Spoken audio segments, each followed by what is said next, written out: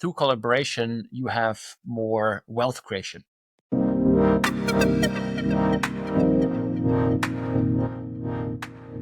So thank you, Manuel, once again for finding the time and having this discussion together. Today, we'll be talking about hiring, promoting people, and firing.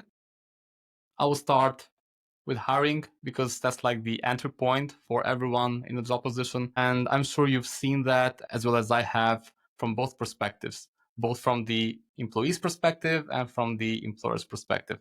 So yeah, how do you approach hiring in general? Let's say if you are hiring for a key position, which I know you have been looking for someone to help at Paratex. What has been your approach? How have you validated people? Let's start with that. It's a great question, and it's a super important topic. So hiring for me actually starts not when a application comes in, but it starts way before then. It's basically, are you an interesting company to actually work for? And everything that you communicate is part of that employer brand, essentially. And then once you have an open position, then you really reach out and start to have someone. But hopefully, or often, people get to know you. If they don't know you yet, they certainly are going to check out your website, your social presence, and all of that stuff. Gonna look at Instagram. If you are not active on those platforms, people will be a little bit, they'll shy away, and you might get less fitting candidates, I would say. So I think that's really important to get that right. Everything that you do on social is not just to attract attention in general, but also to position yourself as an interesting employer later on. And once you really have the need, I think it makes a lot of sense to put some effort into what you are writing into the job position that you are putting out. We at least do. We want to get this right, want to write in what really is, what are the tasks, what are the responsibilities. We want to ensure that the right people apply. And then the people apply. And in some point, hopefully you have choices, options. So more than one person hopefully applies, and then the whole process starts. And we can dive into how we do the process and what I think about it. But I think that part is often overlooked. So the part that happens before you put out the job description, and even then, the whole history that you have on the social, and of course also your own website. So you're saying that you need to work prior to that. You have to work on the branding, on the employer branding. You have to be wary of how you communicate. So how you communicate in terms of careers, in terms of your company, so that when someone looks at the job position or looks at your company, then they can maybe even grasp an idea of your culture, of how you do things. And this would help filter the candidates, right? Yeah, I absolutely think so. Absolutely. So I wouldn't consider this like a hard job or something. This is something you should do anyway. So if you are a B2C company, you definitely have some socials, etc. And then it might make sense to actually have a different kind of employer branding account, maybe even, or this is the company behind it, because you're actually just selling products. If you are, let's say, a supermarket chain, you're communicating something else. You're not talking that much about what it's actually like to work there. So you want to be on social anyway, right? You are doing that, being out there, being present. Certainly, if you want to gain customers, and every company wants to gain customers, it's a little bit different. B2C being often you're presenting your products first, and then you might want a different account to have a behind the scenes, etc. Very different target group, obviously, for the people working at a company and the products there. B2B, it's often easier. Certainly when you are in service companies, it's easier because the people working at the company are also kind of the product, if you will. Don't really like that term, but you understand what I mean. So they represent the company, they show the expertise, and they're also the colleagues and potential new employees going to work for or work with. So you want to be out there anyway. So why not just show the whole picture and kind of unmasked? So be authentic out there. That's at least my as real take. as possible. show who you are as a company, as a team, and then you are going, just because you become relatable, you're also a much more interesting company to actually work for. So if people apply for us, I haven't seen a single one that hasn't done at least some research, and they are going into social, and they look and they see a video. Oh, I saw a video of the team, I saw this. Instagram is a great place for that, for example. So these kinds of efforts go a long way to also have someone really apply to you. Because I think it's important to really know it's hard to hire good people. We are still in a market with a talent shortage. And if we are not Mm-hmm. today, we're going to be tomorrow. And then this going to be in waves like it always has. You and me, we know Mm-hmm. it's been up and down. And sometimes you get a lot of great applications. Sometimes it's super hard to You fill get nothing. positions. Yeah. And the more senior it gets, the harder it actually gets. And you just want to have a consistent, good, authentic image out there. And that's where the hiring starts, because you just get better at people. And if Mm-hmm. I look at we go into the process, etc., in a minute, but if I look at the great hires were either recommended, or we had already built some kind of relationship with them, Mm. often through social. And they said, we actually know your company because we Yeah. have seen this. We have seen this video. We have seen you produce whatever this event. We have seen you did this Yeah. project. And these are great hires. They have an emotional bond, and Mm-hmm. it doesn't always work out. But often they know what they're getting themselves into, and they might not have applied to just a random company. Yep. Yeah, totally. I can totally see that. We also get so many people who apply and they know the brand and they know me because I've always been fairly active in social media, more specifically on LinkedIn. And usually they come with a pre-attachment to the brand. So I totally see that. It doesn't really mean that they would be a great fit. That's not always the case, but of course those people who follow you, and maybe if you are as active as possible both via your personal account as an employer or via your company or business account, then you'll be able to really provide the idea of your culture and your values much more clearly to people.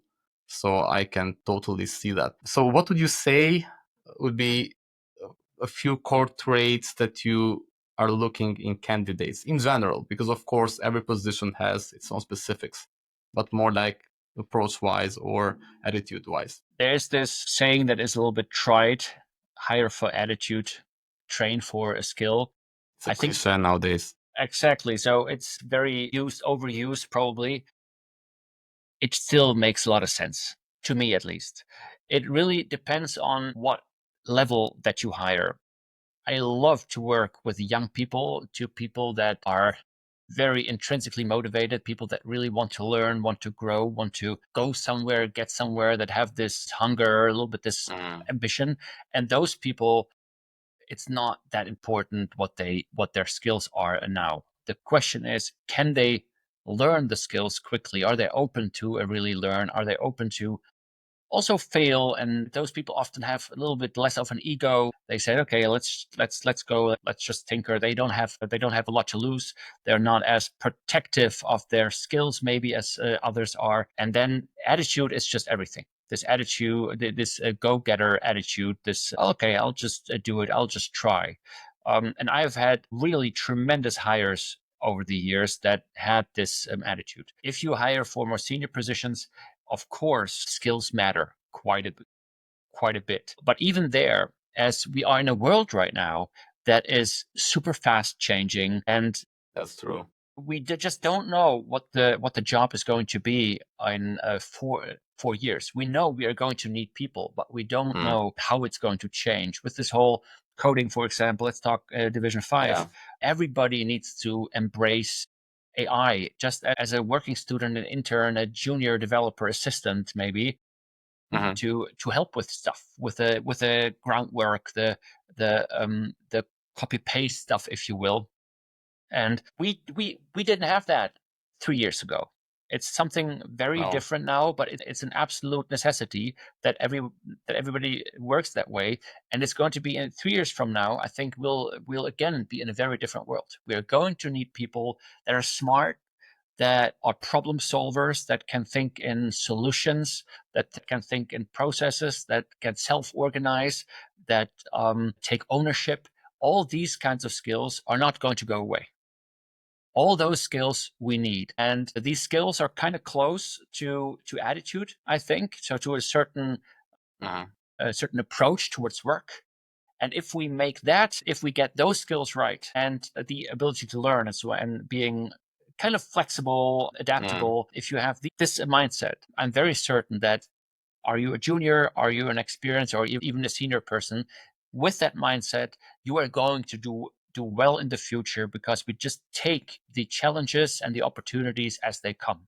So answering that, or both questions maybe in one, the one thing, the attitude that I would be looking for, and those kind of traits that are in there, but not neglecting the skills that I need right now to fill the position today, knowing that 3 years from now, most likely they will have evolved. But do you think that this kind of attitude, this kind of approach comes with experience? Or do you think that it's just something innate that a few people have? It really depends on the attitude. So there are some things that are really learnable, and some things that are something also have an element of wisdom in them, and maybe, or let's call it experience, which is not a skill experience, but a how to work experience. So what I realize also with some young colleagues I'm working with today, they sometimes they lack a certain experience in how to self-organize. It's not that they lack the will; they just Don't know have how not. to do it. It's something, but it's something to learn. They sometimes lack the courage to take the first step, to go an extra the extra mile maybe, or to just start, right? They just say, okay, I wait because I need maybe a boss or Guidance. a more Yeah. senior person to tell me what to do. I love people that just start and say, hey, I have no idea if what I did Yeah. was actually correct, but I just tried. Because in this trying, there's a lot of learning inside, right? A lot of learning is hidden when you just experiment, when you just try. You learn by doing. Exactly. I think that's very much the modern workplace. We everybody needs to figure it out. Honestly, I'm working. I founded my first company 22 years ago. Since then, I'm constantly working. Right. So all the time, I didn't have big breaks, like years of breaks. I've been working, and still today, I'm modeling through, right? So I'm trying to figure things out, and I have new challenges I haven't faced before. Obviously, I have quite a few challenges that I have faced before, but I'm also trying to just, okay, I've never done this kind of work. Let's just try. Let's just figure it out. And that mindset, that attitude is, I think, really, really helpful. And in all work settings that I work in, I really try to encourage that. Some people really grow through that. You see that somebody trusts me, right? You give them They trust, evolve. and Yeah. they you see how fast they grow because they feel trusted. They want to um, pay it back in a certain sense, so they want to show that they merit this trust. And others feel uncertain, a little bit confused, a little bit left alone. That's that's uh, um, Trade that's off. Yeah. yeah, that kind of a trade-off, or that's something that then these people then need more guidance or more encouragement to actually go forward and do that. Having said that, without skills, it's also hardly possible. So I want people who have a certain like basic, maybe you can call it life experience or common sense or something like that. They need to be able to figure things out, and that's not only just a mindset thing. It's also they need to be good at problem solving. Yeah, and definitely that's a skill that you learn. I guess it's more related to the company type. So if you are in a more dynamic company, in a more startup, let's say, then of course you need people who can take charge, people who own their job, people who value freedom. And in that freedom, they thrive. Because as you said, also from my experience, people who are provided freedom, they either thrive in that freedom or they drown with that freedom. So in a startup context, in a dynamic context, Division 5 is a very much dynamic company. we don't have the big structures, the big hierarchies to actually tell people how to do things and what to do. So we need people to actually tell us what to do. And I guess this is a similar context also in paratechs. I guess a few people really thrive in that, and they have a few entrepreneurial traits, in my perspective. They are also called entrepreneurs, from what I know. And a few other people just want to work a normal day job, or they want to go to work, do the other tasks they're handed, and that's okay with them. So of course, a startup needs more of the first type rather than the second type. That's very true.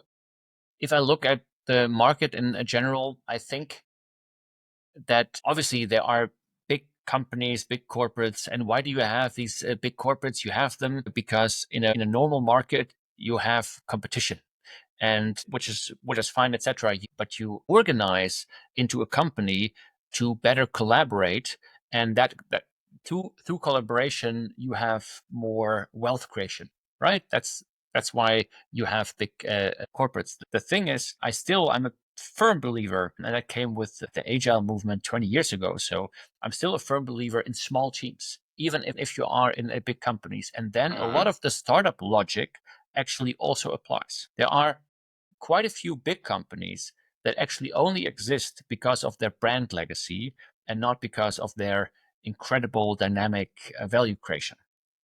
And I think, and we have seen that in the past 20 years, or like in the 2010s, maybe a lot of digital technologies have actually changed traditional industries, legacy industries, and new players came up. Amazon, we all know the story, 30 years old or Yeah. what they're old now, didn't exist before, all these other players.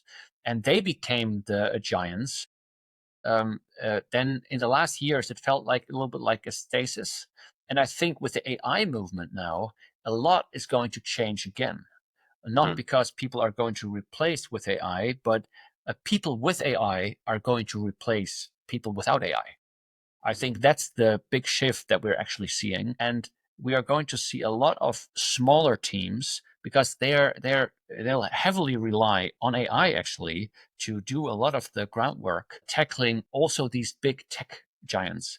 I think they're also going to have a hard time to actually survive because they are now stuck in this big corporate kind of mindset, long processes, Slow. long Yeah. hierarchies, all of that stuff. Long and slow. So exactly. So, and I think that's the key part, that big corporates, it was true 20 years ago, it's still true. They'll be organizing in smaller teams, and those startup rules. And that's why I think that startup mindset has a big advantage and still has and will have in the future. They need to cut down in smaller teams and really enable those teams, give them freedom, give them a lot of decision-making power, have them figure it out, and not rely on the big corporate processes, etc. Yeah, definitely. I guess Google is a great example of that. I'm not sure how Amazon has done that, but I know for sure that Google has created small teams and they have led them to come up with ideas and then empowered those ideas. Something like a technology that we use in Division 5, which is called Babylon JS, you know it very well. That's also a spin-off from Microsoft. So an employee of Microsoft developed that, they open sourced that, and then Microsoft took it and they said, we'll fund it. It will remain open source. It will still be your IP, but we want to use it for Xbox and we want to use it for Bing search and so on and so forth. So I guess technology corporates are already doing that. But back to hiring, something that I've realized, because as I told you prior, yesterday I did 10 interviews for different positions. And I realized that in maybe not an active way, what I value very, very much in someone is how simple they are or how simple they come across. And I've also found out that there is an interesting correlation between how good you are or how experienced you are and how simple you come across. Usually people who don't really know very well their craft or they're not very experienced, they try to create this hyper-realism of themselves to show off as better than they are. And people who are really comfortable on their shoes, really comfortable for the position they're applying in, They just come off as very simple. They don't need to create all these, facades to actually show off as someone better than what they really are. So I guess you could say that simplicity and authenticity are correlated. To be honest, in a world where fakeness is growing even bigger, also with the advent of AI, now we see so many fakeness, both in like profile pictures or in posts and everything else, then authenticity really gets so much more value. Not sure if you've seen something similar as well in your interviews. Yeah, I can very much relate to that. Authenticity to me is a person that is very real, that is really themselves. What they think, say, and do are in alignment. And there are these small cues that give that away. It's like a sixth sense or so. You notice, okay, something is off, something isn't correct, something doesn't really align, and we all feel that. And the whole pirate brand is built around authenticity. Old Pirate Summit was always about being real, being also a little bit raw, maybe being you. And I absolutely look for that in a person, because authenticity, and it doesn't have to be polished, it doesn't have to be finished, if you will, but it needs to be authentic. Because what I love to work with people in an environment of trust. Authenticity is something that I can trust. That's at least my belief. If someone is faking it, it's hard to really trust, hard to really know, is this real, is this not real, can I rely on this or not, is this just being said because this person thinks I like to hear this, etc. Then simplicity, on the other hand, is something. So I always shy away when people explain something in very complex terms. I love people to explain things in simple terms, because that shows clear thinking. Mm-hmm. If we talk about people being simple, it often also has a derogatory kind of a notion to it. We don't mean that, right? I understand you, but it's just explain things in plain English, how they are. This is it. Kind of use the right words, but not more. Don't over exaggerate. I really also like that. To be honest, sometimes I've seen that with young people. Often it comes with a little bit of seniority, maturity, maybe even age. People that have this confidence. They don't need to boast anymore. They don't need to shine falsely. They just Or to fake are. anything, yeah. They know what they can do. They know what they cannot do. They are confident about that. They have found their peace with it, and they say, "Hey, this is the package. This is what I have to offer," etc. Simplicity. I love to work with young, ambitious people. Often they are not that polished yet. They are not that. They are a raw diamond that needs polish still, and they will grow into being or having this simplicity mindset, or this character Awareness, maybe trait. Yes. self-awareness. Yeah. Yeah. So it needs to grow, but it's certainly, if it's there, if they're young, ambitious, and can really explain things in a simple way, oh, this is a match which I would really love to, or this is a person I would really love to talk to, because these persons make for really great employees. Totally agree. And something else that I guess I like very much in candidates, but in people in general, is how well and how clearly they articulate and how well they communicate. But what I found out is that communication skills are not necessarily correlated with how good they actually are. And usually you get a false sense of ability because someone is able to articulate so clearly. So you think of them even more highly in terms of skills, but it's just them being able to communicate much better. Still, I believe that the best fit, from my experience at least, are people who are both skillful and who are great communicators. If both of these traits are present, I think that makes up for an amazing combo.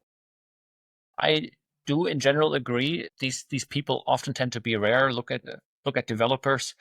Um, so or so Sure. communication is important, because business still is a people's job. Usually, you work in a team. You have a boss, a colleague. Until AI takes over.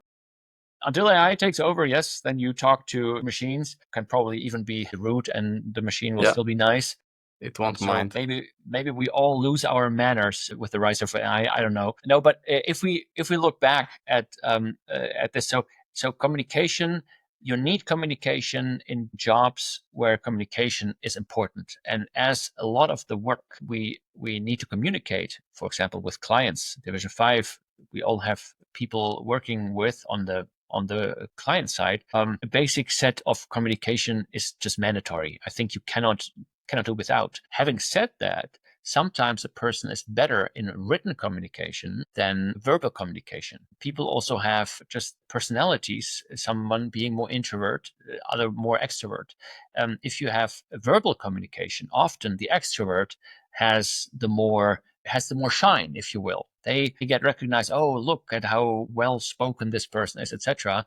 That absolutely, like you say, doesn't correlate necessarily with how good of a programmer that they actually are. And some programmers are much better just written asynchronous communication, then they can actually shine because it's always well written, well structured, etc. The most important thing, though, communication, whether written or verbal, shows how well and how structured you can actually think. So I think it's in any case, and especially a developer needs to think very in a lot of structure. It's a good thing to have them to show their communication skills in the end. It can be in a writing, it can be verbally, but I think it's a good proxy for structured thinking. Yeah. So when it comes to developers, at least from my experience, people who are really great developers, they are able to communicate the concept very clearly. So they don't need to be super articulate. That's not really a necessity, but they really need to have a great grasp of the fundamentals. And if they have a great grasp of the fundamentals, they can also communicate that even with one word or two words. It doesn't need to be super elaborate. It doesn't need to be an amazing description. It just needs to be accurate. If it's accurate, if it shows the fundamentals as clearly as possible, then from my experience, that's almost always a great developer. And it doesn't really matter the experience. You can go there being a junior, you can go there being a mid-level or a senior. It doesn't really matter. And I've seen seniors who are very superficial. I've seen juniors who go very in depth in knowledge. That's why even today than before, fundamentals are so important. And developers should not really focus on learning the new shiny framework, which they have done for the past few years because the market has demanded it and all of us are part of it. But they need to focus more on understanding how things work. And that will make a difference in a few years. I absolutely believe that. Something else that I've noticed also from these week's interviews, because I've held quite a few, is that I immediately differentiate people who show curiosity. So if I'm hiring someone and yes, they're telling me about themselves and then I'm telling them about the company, then I really appreciate when someone goes in depth. So for whatever position, they just ask questions and they try to understand, because that's at least on my perspective. It gives me the idea that these people want to really be able to do a great job. And if you lack context, if you are not really aware of how things are done in that particular company, then how will you be able to do that? Not sure if you've also found something similar. So curiosity, yes, you can absolutely add that to the traits. I think that's also a very great life kind of skill, if you will. So people that have this self-reflection saying, hey, I don't know, but I'm going to figure it out, or I'm curious to figure it out. I love those kind of people to just, because they will be asking questions and they will just tinker as long until they figure it out, because there is this longing, this urge for finding the truth. And these people will go the extra mile. I'm not talking about that they do extra hours necessarily. I'm talking about they will be more curious and they will not really settle. And they say, hey, I want to figure this out. I want to understand. I want to know. And these are great people to have, because you know that they are going to push the boundaries. Yeah, that's And they are super not going. important. They're not going to settle in the processes that we have, but they'll Yeah, always be also a little bit, annoyed doubtful. with the status Yeah, quo, and they'll just be saying, "Hey, we can do better than this." yeah. I really appreciate that mindset and that approach a lot. We were having a very similar discussion prior to this podcast together. Do you also hire for culture fit? Is that something that you do? Well, the question is a little bit what that means. If you mean just hiring so the person fits in, I would say partly yes, but I also love to bring something in which adds to the culture. Which is new. Exactly. Culture fit can be put it in a way which is very rigid. Okay, it needs to fit if we don't like this person or if it doesn't fit. But then you also, as an organization, you miss the chance to actually grow. So there needs to be the fit in terms of some basic values, some basic perspective on how work is done, what you want out of life, maybe even. So in terms of work context, what motivates you. So those things need to fit. But apart from that, I'm always looking for something. How does this person actually contribute and make the essence of what we are as an organization maybe even better, and how does it help increase the culture that we have today? The worst thing is if this person destroys culture and makes the culture worse. So if you have a culture of professionalism, delivering quality, commitment, saying what you do and actually doing the thing that you say. For example, if a person comes in and those kind of unwritten or maybe written rules are starting to erode, that would be very bad. So I also, when we later talk about firing, it's definitely going to be something. This is something, if a person is bad for the culture, you don't want that person. You want to let go of that person. The interesting thing is, how do you figure out if this person is a cultural fit? And to be honest, I have a hard time to really figure that out because the short time, I mean, you had 10 interviews yesterday, probably half an hour each or something like that. If you have that short amount of time, how do you really have that cultural fit? How do you know, does this person fit in? Actually, that's also why you have this trial period in the beginning.